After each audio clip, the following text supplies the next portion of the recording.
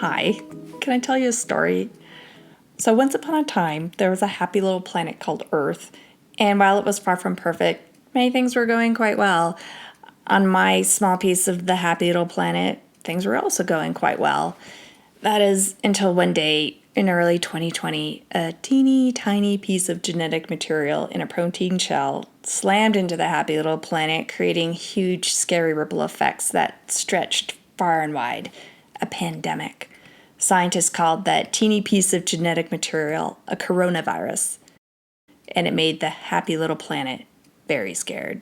The coronavirus spread and spread, causing fear for everyone, especially for those most in danger. It also brought economic crisis, stressed healthcare systems, travel restrictions, closed public schools and services. There was global fear and panic. That teeny tiny piece of genetic material in a protein shell also slammed into my small piece of the happy little planet, creating huge, scary ripple effects that stretched far and wide, and I was very scared. How many people will get sick? How many will die? How long will this last? Will my high-risk family members and friends be okay? How will I financially support my family? And then my 2-year-old son got sick with the flu.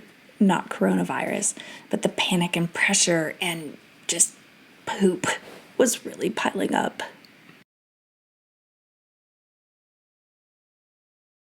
This is a terrible, horrible, no good, very bad week. What do I do now? Okay, breathe. You got this. But little did I know, I did not have this.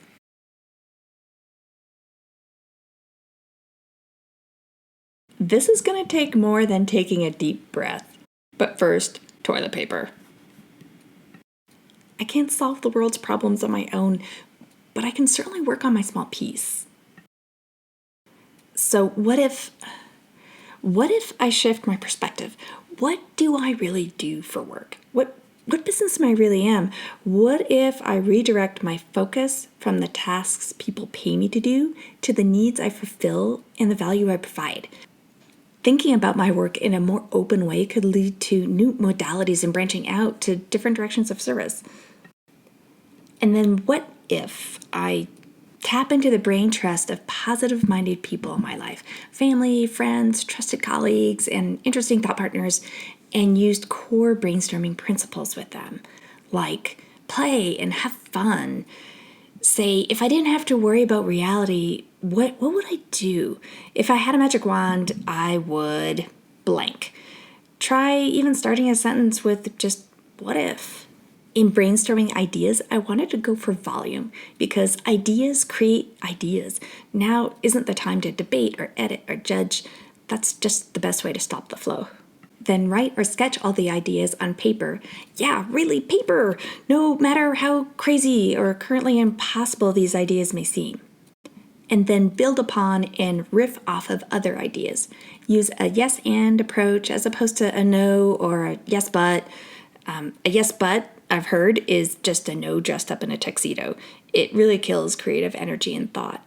As a quick side note, I even included the crazy and impossible ideas here, no matter how insane they might seem. As a creative, society has given me a license to say crazy things, so I hereby use the power vested in me to allow you to voice your crazy ideas too. So Shazam! Go forth and use your license. Lastly, I asked myself, what can I do to help out the people in my network? What creative ideas, approaches, mindsets, and modalities do I have to share that might help them? How might we use our collective brainpower just to help one another out? Now, armed with this list of ideas, what if I organize them into categories or buckets? Your buckets might look different than mine. For me, the buckets that made the most sense were near term, 0 to 3 months, midterm, 3 to 6 months, longer term, 6+ months, and lastly, my digital footprint and network.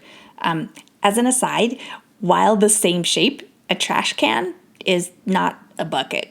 Don't throw away those crazy and impossible ideas.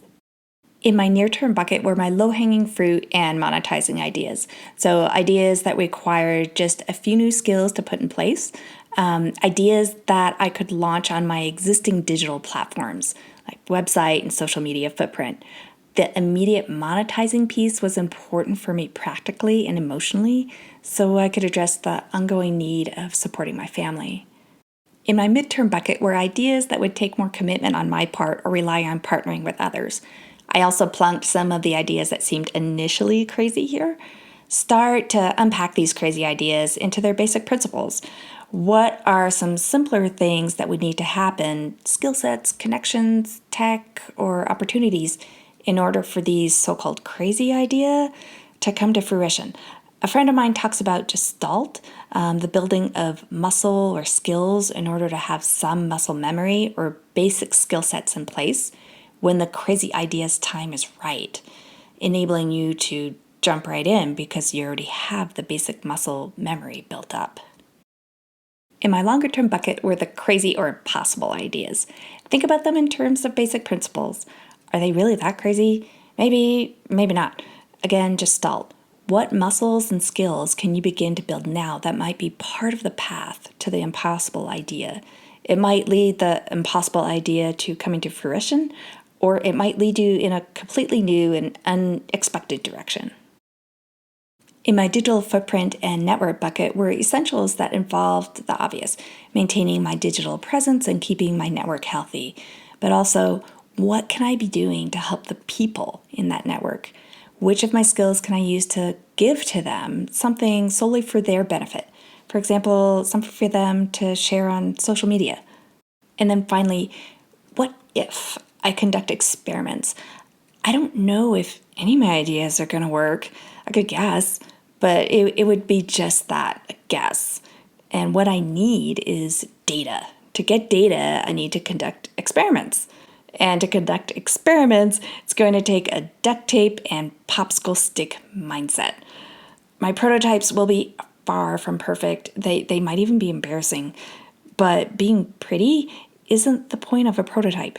The point is to get the idea out there, build it, share it with your network, get the data, and decide where to go from there. Maybe a comment will be the catalyst for an entirely new idea or a new experiment. Iterate, or not, but base the decision on the data.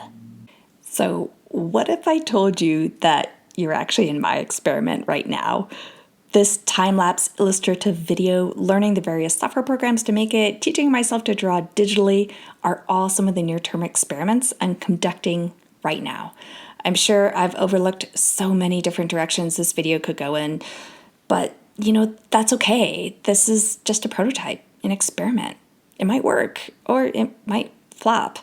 Either way, I'll have some data to work with and some new skills. So looping back around, what happened to the happy little planet? Well, we don't know the end of that story. We do collectively get to write the next chapter. So what if we each try in our own way to help one another recover their small piece of this happy little planet called Earth? Well, that's all I've got. Is that the end of the story? Not even close. Now we rinse and repeat, but hopefully next time without all the